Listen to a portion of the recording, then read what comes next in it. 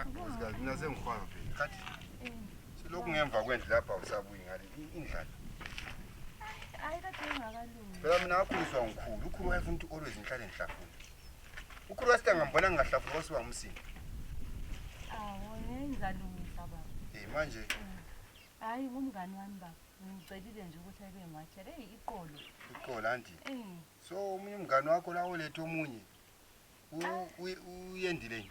Hayi ebeyendile kodwa kuyehlulile. Oh, yi-return resident. Kodwa uyabathola last walethe ni-return resident. Usulethe ni-return resident. Baba kodwa lokho.